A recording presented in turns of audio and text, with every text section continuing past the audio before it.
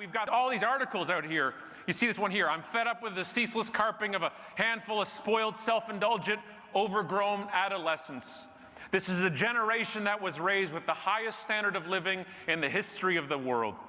We have a generation, or at least part of a generation, whose every need has been catered to since birth. Now, when they finally face adulthood, they expect the gift-giving to continue. But the whiners want everything now. A generation raised on the principle of instant satisfaction simply can't understand the concepts of long-term planning and deferred gratification. What's their reaction when they don't get what they want? That's right, they throw a tantrum. Most people live ordinary lives of quiet desperation, stuck in uninteresting jobs that they're afraid to lose. If you want more than that, move out of your parents' houses, start working, and for heaven's sakes, stop whining. This is from Newsweek, October 31st, 1993. This was written about the young generation at the time called Gen X. Do you see something here? Do you think I was reading an article about describing millennials? You see the problem? We simply do not like the younger generation simply because they're younger than us. That's it.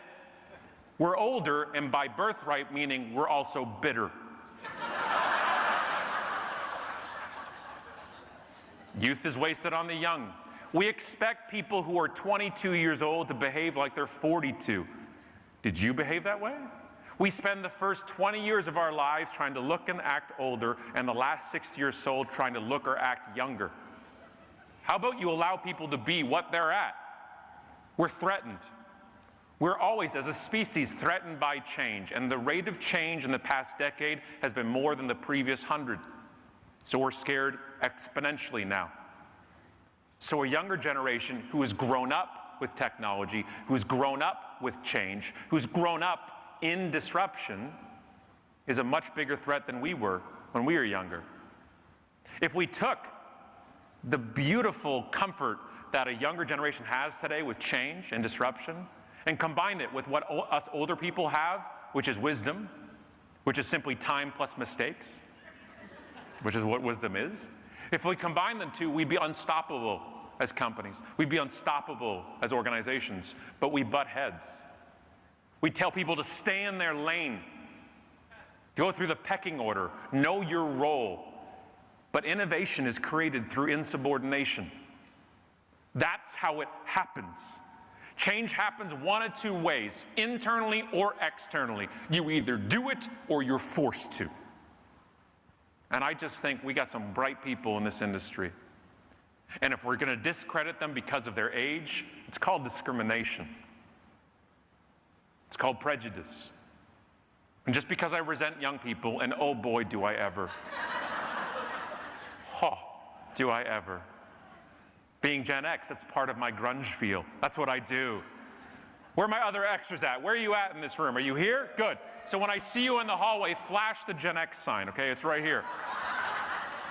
The reason why we flash it at our hip is because millennials won't see it. They're on their phone.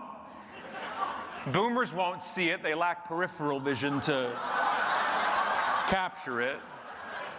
It's us. It's our sign, right? That's how this world works. But that's the point. Understanding that if we identify this as prejudice, millennials is a word, it's a discriminatory word. My millennials in this room, how much do you enjoy being called a millennial? Thank you. If you didn't hear a boomer, she said, I hate it. You like another shot at boomers? You're welcome.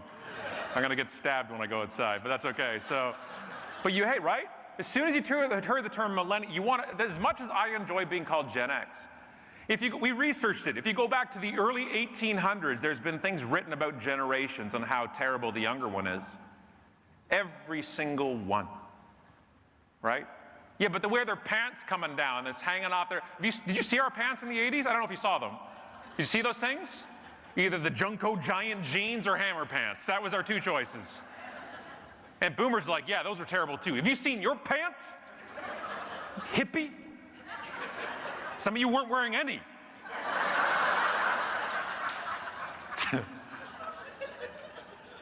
Learn to work without that bias, and the bias starts with us.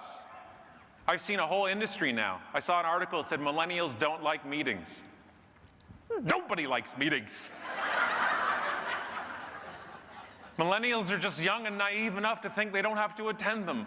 I find it adorable. They have something that we no longer have as older people.